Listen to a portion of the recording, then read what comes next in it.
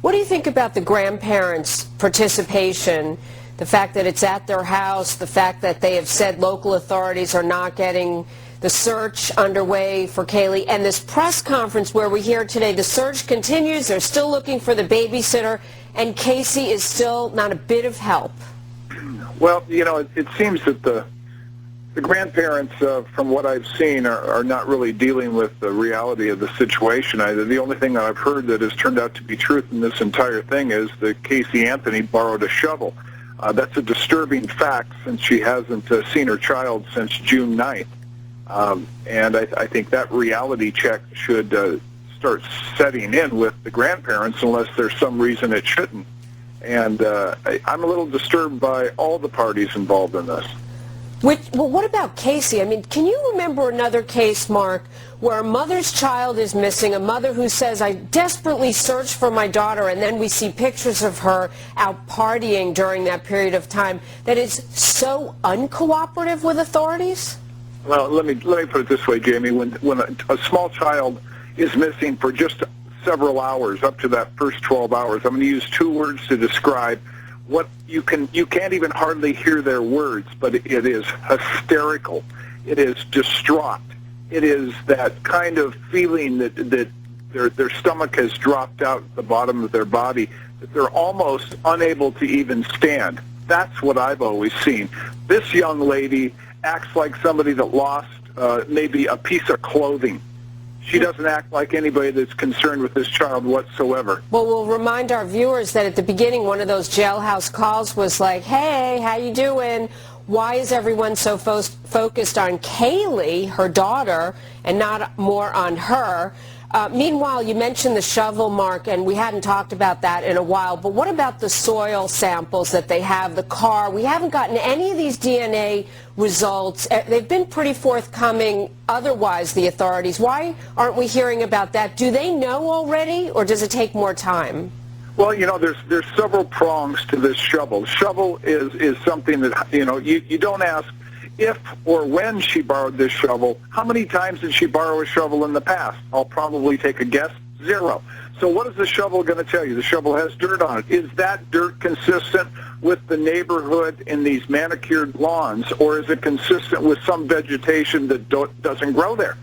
So they're looking at specific types of vegetation and any kind of evidence of that so they can focus their search. And the other thing is if there was a body moved and that shovel was used to actually dig up and move a body, then a decomposing body will secrete fluids into the soil, and those will remain there, and they can test that. So there's several things that they can do with this shovel. All right, Mark, I'm out of time. I really don't even like to discuss decomposing bodies, but I'll never forget the grandmother's first call to 911 when she says the car, Casey's car, smelled like there was a decomposing body. Mark, thanks so much.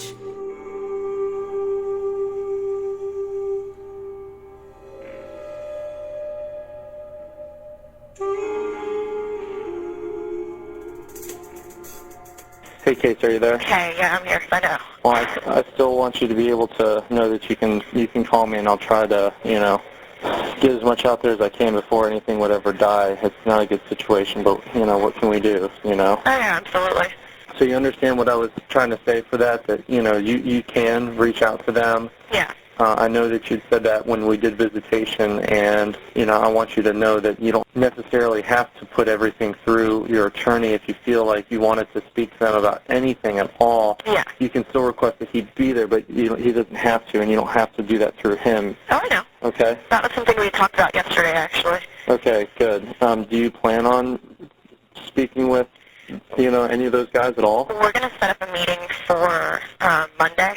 Okay. Jose was going to, you know, think about stuff, how we were going to set things up over the weekend. He was going to be here with me when we bring them in, you know, and as far as what I answer, how I answer, you know, how all that goes down, he was going to figure that out this weekend. He was actually going to come up either today or tomorrow and bring, like, a couple of the videos, I guess, for me to watch from some of the news stuff that's been going on, I guess some of the talk shows, just to try to update me on some of the stuff. Plus, he wanted me to get a good laugh, so. Well, here's the thing.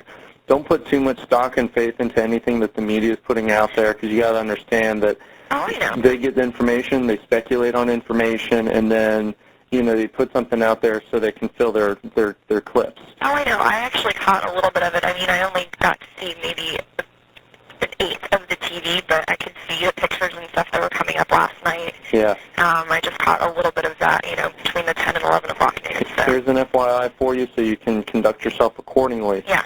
Everything is public record, including this phone call, Mm-hmm. including the visitation videos. Yeah.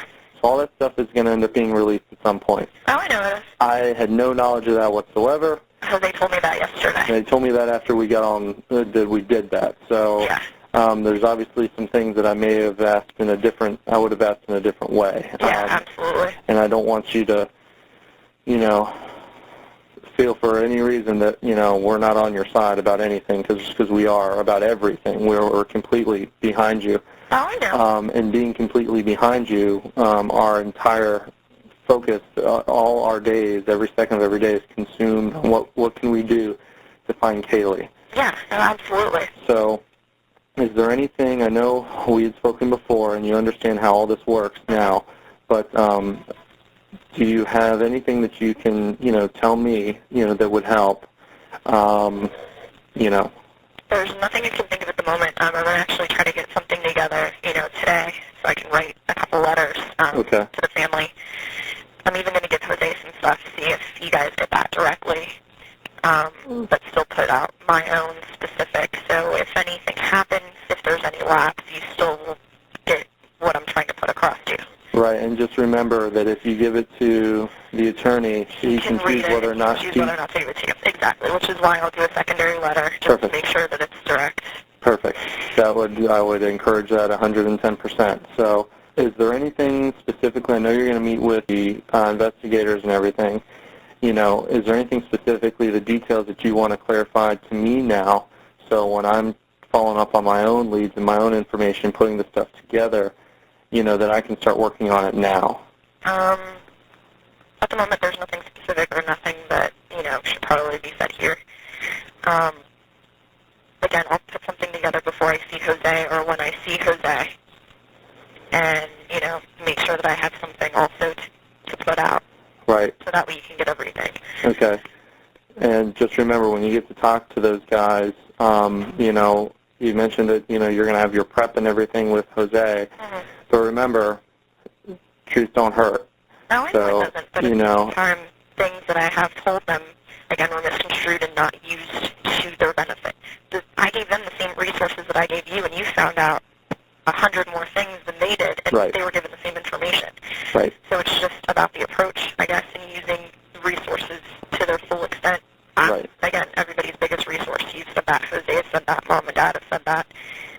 Right, but at the same time, we still we just need to figure out how we can be clear on whatever we're giving to them. So even if we have to, speak, very direct, or if we have to, we can't really speak in generalities with them, with anybody, is what I'm finding out. Because, or if we tell them I'm not completely sure on a spelling, or I'm not completely sure on this or that, Yeah. they take everything exactly up front to the T, exactly how you provide it. So. Yeah. If it's off at all, they don't even think to look in any other areas is what... Well, that's why I gave them things multiple times. Each officer, I gave the same information at least 2 or 3 times. I've done the same thing with you, the same thing with Mom, the same thing with Jose. Everyone has the same information, same spelling, same names. I mean, none of that has altered because it's as is. Right. What do you think, where do you think Kaylee's okay right now? My gut feeling, as Mom asked me yesterday, and even Jose asked me last night, the psychologist asked me this morning that I met with through the court, in my gut, she's still okay. And it still feels like she's close to home. Okay.